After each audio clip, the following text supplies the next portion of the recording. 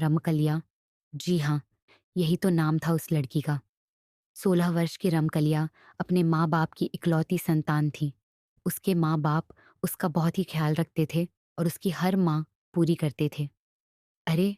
यहाँ तक कि हमारे गाँव जवार के बड़े बुज़ुर्ग बताते हैं कि गाँव क्या पूरे जवार में सबसे पहले साइकिल रमकलिया के घर पर ही खरीद कर आई थी।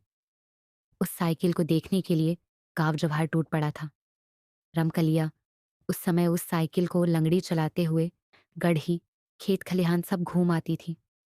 रमकलिया बहुत ही नटखट थी और लड़कों जैसा मटरगश्ती करती रहती थी।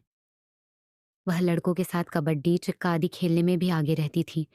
एक बार कबड्डी खेलते समय गलगोधी करने को लेकर झगड़ा हो गया। अरे देखने वाले तो बताते हैं कि रमकलिया ने विपक्षी टीम के लड़कों को दौड़ा-दौड़ा कर मारा था, पानी पिला-पिला कर मारा था। किसी के दाँत से खून निकल रहा था, तो कोई चिल्लाते हुए अपने घर की ओर भाग रहा था।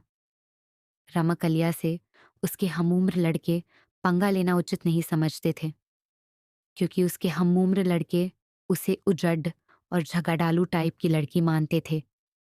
कोई उसके मुँह लगना पसंद नहीं करता था। हाँ, यह अलग बात थी कि सभी लड़के उससे डरते थे। मई का महीना था, कड़ाके की गर्मी पड़ रही थी। रमकलिया खरखर दोपहरिया में अपनी साइकिल उठाई और गांव से बाहर अपने बगीचे की ओर चल दी। उसका बगीचा धोबरिया घड़ई के किनारे था। इस बगीचे में आम और महुए के पेड़ों की अधिकता थी। ये बगीचा गांव से लगभग 1 किलोमीटर की दूरी पर था। बगीचे में पहुंचकर पहले तो रमकलिया खूब साइकिल हनहनाई, पूरे बगीचे में दौड़ई और पसीने से तरबतर हो गई। उसने बगीचे के बीचों बीच एक मोटे आम के पेड़ के नीचे साइकिल खड़ी करके अपने दुपट्टे से चेहरे का पसीना पोंछने लगी। पसीना उसीना पोंछने के बाद पता नहीं रमकलिया को क्या सूझा कि वह उसी पेड़ के नीचे अपना दुपट्टा बिछाकर उस पर लेट गई। बगीचे में लेटे-लेटे ही रमकलिया का मन पंछी उड़ने लगा। वह सोचने लगी कि उसके बाबूजी उसके लिए एक वर की तलाश कर रहे हैं। वह थोड़ा सकुचाई, थोड़ा मुस्काई और फिर सोचने लगी, एक दिन एक राजकुमार आएगा और उसे ब्याह कर ले जाएगा। पता नहीं वह कैसा होगा, कौन होगा, कहाँ का होगा। पता नहीं मैं उसके साथ खुश रह पाऊंगी कि नहीं। पर खैर, जो ईश्वर की मर्जी होगी, वही होगा।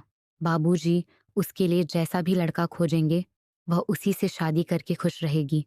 उसे पक्का विश्वास था कि उसके बाबूजी उसकी शादी जरूर किसी धनवान घर में करेंगे, जहां उसकी सेवा के लिए जरूर कोई न कोई नौकरानी होगी। अभी रमकलिया इन्हीं सब विचारों में खोई थी कि उसे ऐसा आभास हुआ कि उसके सिर की तरफ कोई बैठकर उसके बालों में अंगुली पिरो रहा है। रमकलिया के साथ ऐसा पहली बार नहीं हो रहा था। ये तो आए दिन की बात थी। बकरी गाय आदि चराने वाले लड़कियां या लड़के चुपके से उसके पीछे बैठकर उसके बालों में अंगुली पिरोते या सहलाते रहते थे और रमकलिया भी खुश होकर उन्हें थोड़ा बहुत अपना साइकिल चलाने को देती थी। पर पता नहीं क्यों आज रमकलिया को यह आभास हो रहा था कि अंगुली कुछ इस तरह से पिरोई जा रही है कि कुछ अलग सा ही एक अनजान आनंद का एहसास हो रहा है। ऐसा लग रहा है कि कोई बहुत ही प्रेम से बालों को सहलाते हुए अपनी अंगुलियां उसमें पिरो रहा है। आज रमकलिया को एक अलग ही आनंद मिल रहा था, जिसमें उसके यौवन की खुमारी भी छिपी लग रही थी। उसके शरीर में एक हल्की सी गुदगुदी हो रही थी और उसे अंगड़ाई लेने की भी इच्छा हो रही थी, पर वह बिना शरीर हिलाए चुपचाप लेटी रही। उसे लगा कि अगर उठकर बैठ गई तो यह स्वर्गिक आनंद पता नहीं दोबारा मिलेगा कि नहीं। उसने बिना पीछे मुड़े ही धीरे से कहा कि 10 मिनट और ऐसे ही उंगलियां घुमाओ तो मैं 1 घंटे तक तुम्हें साइकिल चलाने के लिए दूंगी। पर पीछे से कुछ भी आवाज नहीं आई। फिर भी रमकलिया मदमस्त लेटी रही। उसे हल्की हल्की नींद आने लगी। शाम हो गई थी और रमकलिया अभी भी बगीचे में लेटी थी। तभी उसे उसके बाबूजी की तेज आवाज सुनाई दी। रामकली, बेटी रामकली, अरे कब से यहाँ आई है? मैं और तुम्हारी माँ कब से तुम्हें खोज रहे हैं। इस सुनसान बगीचे में जहाँ कोई भी नहीं है, था निडर होकर सो रही है। रमकलिया ने करवट ली और अपने बाबूजी को देखकर मुस्काई। उसके बाबूजी उसे घर चलने के लिए कहकर घर की ओर चल दिए। रमकलिया उठी, साइकिल उठाई और लगड़ी मारते हुए गांव की ओर चल दी। उस रात पता नहीं क्या हुआ कि रमकलिया ठीक से सो न सकी। पूरी रात करवट बदलती रही। जब भी सोने की कोशिश करती, उसे बगीचे में घटी आज दोपहर की घटना याद आ जाती। वह बार-बार अपने दिमाग पर जोर डालकर यह जानना चाहती थी कि आखिर कौन था वह? वह पछता रही थी। उसे लग रहा था कि पीछे मुड़कर उसे उससे बात करनी चाहिए थी। लेकिन वह करे भी तो क्या करे? उस अनजान व्यक्ति के कोमल, प्यार भरे स्पर्शों से उसे अचानक कब नींद आ गई थी, पता ही नहीं चला था। अरे! अगर उसके बाबूजी बगीचे में पहुंचकर उसे जगाते नहीं, तो पता नहीं कब तक सोती रहती। सुबह जल्दी जगकर रमकलिया फिर अपनी साइकिल उठाई और उस बगीचे में चली गई। सुबह की ताज़ी हवा पूरे बगीचे में हिचकोले ले रही थी, पर पता नहीं क्यों सरसराती हवा में, पत्तियों, टहनियों से बात करती हवा में, रमकलिया को एक भीनी-भीनी मदमस्त कर देने वाली सुगंध का आभास हो रहा था। उसे ऐसा लग रहा था कि आज पवन देव उसके बालों से खेल रहे हैं। वह लगभग 1 घंटे तक बगीचे में रही और फिर घर वापस आ गई। घर आने के बाद रमकलिया पता नहीं किन यादों में खोई रही। उसी दिन फिर से खड़खड़ दोपहरिया में रमकलिया का जी नहीं माना और वह साइकिल उठाकर बगीचे की ओर चली गई। बगीचे में 3-4 राउंड साइकिल दौड़ाने के बाद फिर रमकलिया एक आम के पेड़ के नीचे सुस्ताने लगी। उसे कुछ सूझा, वह हल्की सी मुस्काई और अपने दुपट्टे को अपने सर के नीचे लगाकर सोने का नाटक करने लगी। अभी रमकलिया को लेटे 2 से 4 मिनट भी नहीं हुए थे कि उसे ऐसा लगा कि कोई उसके बालों में अंगुली पिरो रहा है। वह कुछ बोली नहीं, पर धीरे-धीरे अपना हाथ अपने सर पर ले गई। वह उस अंगुलियों को पकड़ना चाहती थी, जो उसके बालों में घुसकर बालों से खेलते हुए उसे एक सुखद आनंद की अनुभूति करा रही थी। पर उसने जो अपने हाथ अपने सर पर ले गई, वहाँ उसे कुछ नहीं मिला, पर ऐसा लग रहा था कि अभी भी कुछ अंगुलियाँ उसके बालों से खेल रही हैं। रमकलिया को बहुत ही अचंभा हुआ और वह तुरंत उठकर बैठ गई। पीछे सर घुमाकर देखी तो गज़ब हो गया। पीछे कोई नहीं था। उसे लगा कि शायद जो था वह इस पेड़ के पीछे छिप गया हो। पर फिर उसके मन में एक बात आई कि जब वह अपना हाथ सर पर ले गई थी, तो वहाँ कुछ नहीं मिला था। फिर भी बालों में अंगुलियों के सुखद स्पर्श कैसे लग रहे थे। खैर, वह उठकर खड़ी हो गई और पेड़ के पीछे चली गई, पर वहाँ भी कोई नहीं। अब वह बगीचे में आस-पास दौड़ लगाई, पर से कोई नहीं दिखा। फिर वह अपने साइकिल के पास आई और तेज़ी से चलाते हुए गाँव की ओर भागी। उसे डर तो नहीं लग रहा था, पर कहीं न कहीं एक रोमांचित अवस्था ज़रूर बन गई थी, जिससे उसके रोंगटे खड़े हो गए थे। आज की रात फिर रमकलिया सो न सकी। आजकल उसे अपने आप में बहुत सारे परिवर्तन नज़र आ रहे थे। उसे ऐसा लगने लगा था कि वह अब विवाह योग्य हो गई है। वह बार-बार शीशे में अपना चेहरा भी देखती। अब उसमें थोड़ा शर्माने के गुण भी आ गए थे। बिना बात के ही कुछ याद करके उसके चेहरे पर एक हल्की मुस्कान फैल जाती। पता नहीं क्यों उसे लगने लगा था कि उसके बालों से खेलने वाला कोई उसके गांव का नहीं, अपितु कोई दूसरा सुंदर युवा है, जो प्यार से वशीभूत होकर उसके पास खींचा चला आता है और चुपके से उसके बालों से खेलने लगता है। फिर उसके दिमाग में कौंधा कि जो भी है वह बहुत शर्मीला और साथ ही फुर्तीला भी, क्योंकि पता नहीं कहाँ छूमंतर हो गया कि दिखा ही नहीं। रमकलिया के दिमाग में बहुत सारी बातें दौड़ रही थीं, पर सब सुखद एहसास से भरी, रोमांचित करने वाली ही थीं। अब तो जब तक रमकलिया अपने बगीचे में जाकर 1 से 2 घंटे लेट नहीं लेटी, तब तक उसका जी ही नहीं भरता। रमकलिया का अब प्रतिदिन बगीचे में जाना और एक अलौकिक प्रेम की ओर कदम बढ़ाना शुरू हुआ।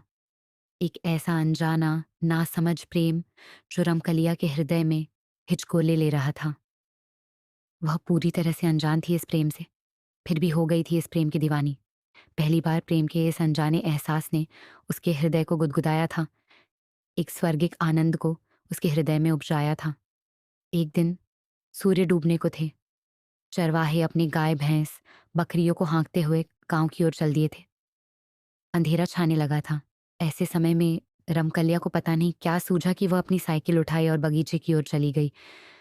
आज उसने बगीचे में पहुंचकर साइकिल को एक जगह खड़ा कर खुद ही पास में खड़ी हो गई। उसे कुछ सूझ नहीं रहा था। उसे पता नहीं क्यों ऐसा लग रहा था कि कोई तो है जो अभी उसे उस बगीचे में बुलाया, और वह भी अपने आप को रोक न सकी और खिंचते हुए इस बगीचे की ओर चली आई। 2 से 4 मिनट खड़ा रहने के बाद रमकलिया थोड़ा तन गई। अपने सुकोमल हृदय को कठोर बनाकर बुदबुदाई, अगर यह कोई इंसान न होकर भूत निकला तो? खैर जो भी हो, मुझे पता नहीं क्यों, इस रहस्यमयी जीव से मुझे प्रेम हो गया है। भूत हो या कोई दैवी आत्मा, अब तो मैं इससे मिलकर ही रहूंगी। इंसान इंसान को अपना बनाता है, मैं अब इस दैवी आत्मा को अपना हमसफर बनाऊंगी। देखती हूँ, इस अनजाने अनसमझे प्यार का परिणाम क्या होता है। अगर वह इंसान नहीं तो कौन है और किस दुनिया का रहने वाला है? कैसी है उसकी दुनिया? यह सब सोचती हुई रमकलिया अपनी साइकिल का हैंडल पकड़ी और उसे डुगराते हुए बगीचे से बाहर आने लगी। अब बगीचे में पूरा अंधेरा पसर गया था और साथ ही सन्नाटा भी। हाँ, रह रहकर कभी कभी गांव की ओर से कोई आवाज उठाती थी। ऐसे समय में रमकलिया को पता नहीं क्या सूझा कि वह अपनी साइकिल उठाई और बगीचे की ओर चली गई। आज उसने बगीचे में पहुंचकर साइकिल को एक जगह खड़ा कर खुद ही पास में खड़ी हो गई। उसे कुछ सूझ नहीं रहा था। उसे पता नहीं क्यों ऐसा लग रहा था कि कोई तो है जो अभी उसे उस बगीचे में बुलाया, और वह भी अपने आप को रोक न सकी और खिंचते हुए इस बगीचे की ओर चली आई। 2 से 4 मिनट खड़ा रहने के बाद रमाकलिया थोड़ा तन गई। अपने सुकोमल हृदय को कठोर बनाकर बुदबुदाई, अगर यह कोई इंसान न होकर भूत निकला तो? खैर जो भी हो, मुझे पता नहीं क्यों, इस रहस्यमयी जीव से मुझे प्रेम हो गया है। भूत हो या कोई दैवी आत्मा, अब तो मैं इससे मिलकर ही रहूंगी। इंसान इंसान को अपना बनाता है, मैं अब इस दैवी आत्मा को अपना हमसफर बनाऊंगी। देखती हूँ, इस अनजाने अनसमझे प्यार का परिणाम क्या होता है। अगर वह इंसान नहीं तो कौन है और किस दुनिया का रहने वाला है? कैसी है उसकी दुनिया? ये सब सोचती हुई रमाकलिया अपनी साइकिल का हैंडल पकड़ी और उसे डुगराते हुए बगीचे से बाहर आने लगी। अब बगीचे में पूरा अंधेरा पसर गया था और साथ ही सन्नाटा भी। हाँ, रह रहकर कभी कभी गांव की ओर से कोई आवाज उठाती थी। रात को रमकलिया अपने कमरे में बिस्तरे पर करवटें बदल रही थी। नींद उसकी आंखों से कोसों दूर थी। एक अजीब सिहरन, गुदगुदी का एहसास हो रहा था उसको। उसे कभी हंसना तो कभी रोना आ रहा था। तभी अचानक उस कमरे के जंगले से एक बहुत ही तेज, डरावनी सरसराती हवा अचानक कमरे में प्रवेश की। बिना बहती हवा के अचानक कमरे में बैठी इस डरावनी हवा से रमकलिया थोड़ी सहम गई और फटाक से उठकर बैठ गई। उसकी सांसें काफी तेज हो गई थीं। वह धीरे धीरे लंबी सांस लेकर अपने बढ़ते दिल की धड़कन को भी काबू में करने का प्रयास किया। तभी उसे ऐसा लगा कि कोई उसके कान में हौले हौले भारी आवाज में गुनगुना रहा हो।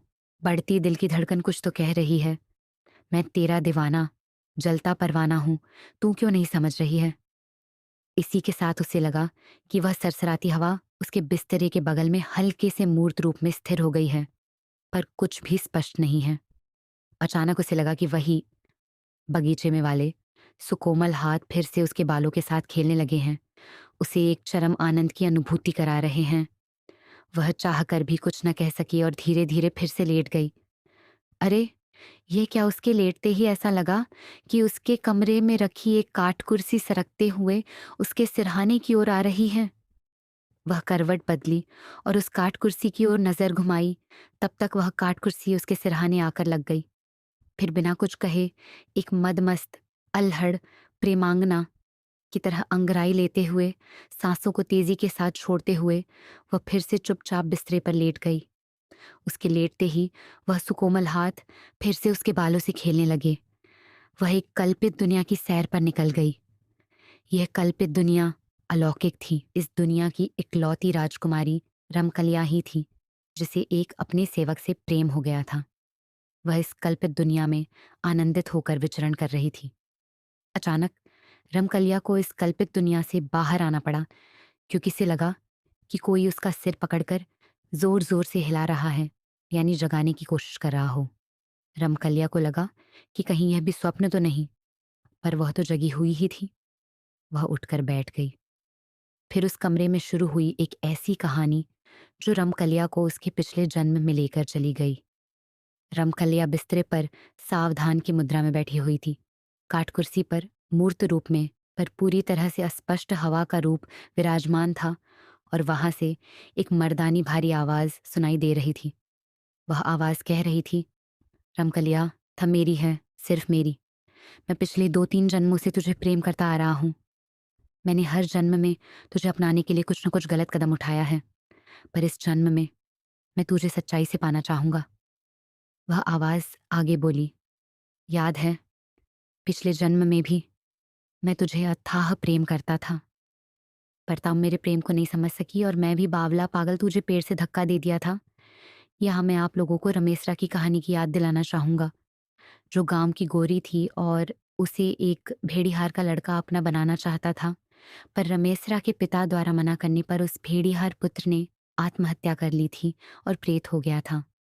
बाद में वही प्रेत रमेशरा को ओल्हा-पाती खेलते समय धक्का दे दिया था और वही रमेशरा अब रमकलिया के रूप में फिर से पैदा हुई थी। आभार, मैं वही हूँ पर अब बदल गया हूँ। भले मैं आत्मा हूँ, एक प्रेत हूँ, पर अब मैं अपनी प्रियतमा का कोई अहित नहीं करूँगा और अब उसे नफ़रत से नहीं प्रेम से जीतूँगा। उस हवा रूपी आवाज़ की बातें सुनकर रमकलिया एक पागल प्रेमी की तरह उठकर उस कुर्सी पर विराजमान मूर्त पर अस्पष्ट हवा से लिपट गई। वह सिसक-सिसक कर कहने लगी, था जो भी हो, पर है मेरा प्रियतम, मैं अब तेरे बिना जी नहीं सकती। दूँ अब देर न कर, अभी मेरी माँग में सिंदूर भर और मुझे अपना बना, मुझे सदा-सदा के लिए अपने साथ ले चल। इतना कहने के बाद रमकलिया को पता नहीं अचानक क्या हुआ कि वो बिस्तरे पर गिर गई। सुबह-सुबह रमकलिया के माता-पिता रमकलिया के कमरे का दरवाज़ा पीटे जा रहे हैं, पर वह उठने का नाम नहीं ले रही है। रमकलिया के माता-पिता बहुत ही परेशान हैं, क्योंकि रमकलिया के कमरे से कोई सुगबुगाहट नहीं आ रही है। आस-पास के कुछ लोग भी एकत्र हो गए हैं। सब चिल्ला-चिल्ला कर रमकलिया को जगाना चाहते हैं। अंततः रमकलिया के माता-पिता ने कमरे का दरवाज़ा तोड़ने का फैसला किया, क्योंकि वे अब किसी अनहोनी की आशा में पीले पड़ते जा रहे थे। लकड़ी के दरवाजे पर कसकर एक लात पड़ते ही अंदर से लगी उसकी किल्ली निकल गई और भड़ाक से करके दरवाज़ा खुल गया। दरवाज़ा खुलते ही रमकलिया के माता-पिता रमकलिया के बिस्तर की ओर भागे। साथ में आस-पास के कई लोग भी थे। रमकलिया के कमरे का हुलिया पूरी तरह से बदला हुआ था। कमरे में एक अजीब भीनी-भीनी खुशबू पसरी हुई थी और साथ ही रमकलिया के बिस्तरे पर तरह-तरह के फूल बिछे हुए थे। पास पड़ी कुर्सी पर सिंदूरे का एक डिब्बा पड़ा हुआ था और ऐसा लग रहा था कि बिस्तरे पर रमकलिया नहीं, कोई नवविवाहिता लाल साड़ी पहनकर औंधे मुँह लेटी हुई है। रमकलिया की माँ ने देर न की और बिस्तरे पर सोई उस महिला को झकझोरने लगी। अरे यह क्या? उस सोई तरुणी ने करवट बदला और आंखें मलते हुए उठकर बैठ गई। सभी लोग अचंभित तो थे ही, पर रमकलिया का यह रूप देखकर उन्हें सांप भी सूंघ गया था। दरअसल वह रमकलिया ही थी, पर वह एक नवविवाहिता की तरह संजरी संवरी हुई थी। उसके हाथों में लाल-लाल चुड़ियाँ थीं, तो पैर में महावर लगा हुआ था। पता नहीं कहाँ से उसके पैर में नए छागल भी आ गए थे। सर पर सोने का मंगटिक्का शोभा पा रहा था और उस मंगटिक्के के नीचे सिंदूर की हल्की आभा बिखरी हुई थी। सभी लोग हैरान परेशान। अरे रात को ही तो रमकलिया अपने कमरे में आई थी। रात को उसके कमरे में कोई सुगबुगाहट भी नहीं हुई। दरवाज़ा भी नहीं खुला तो इतना सारा सामान कहाँ से आ गया था उसके कमरे में? उसे एक नवदुल्हन की तरह कौन सजा गया था? क्योंकि उसको जिस तरह से सजाया गया था, उससे ऐला लग रहा था कि कोई 8 से 10 महिलाओं ने 2 से 4 घंटे मेहनत करके उसे सजाया है। रमकलिया के माता-पिता परेशान थे कि उनके घर में इतना कुछ हो गया और उनके कान पर जूं तक नहीं। रमकलिया बिस्तरे से उठी। उसके चेहरे पर हल्की सी मुस्कान थी। वह अपने कमरे में स्तब्ध खड़े लोगों, विशेषकर अपने पिता और माता की ओर देखने लगी। वह धीरे-धीरे चलकर अपने माता के पास गई और उनके गले लग गई। उसने कहा कि माँ, मैं अब विवाहिता हूँ। इसके बाद भी उसकी माँ कुछ बोल न सकी। सभी लोग आश्चर्य में डूबे। धीरे-धीरे ये बात गाँव क्या पूरे जवार और जिले में फैल गई। लोग रमकलिया के गाँव की तरफ आते और सच्चाई जानने की कोशिश करते, पर गाँव के लोगों की सुनी बातों पर अविश्वास से सिर हिलाते चले जाते। जी हाँ, उस रात उस प्रेत ने रमकलिया से विवाह करके उसे सदा के लिए अपना बना लिया था। आगे जानने के लिए देखते रहिए हमारा यूट्यूब चैनल का खास एपिसोड एक अजीब लड़की।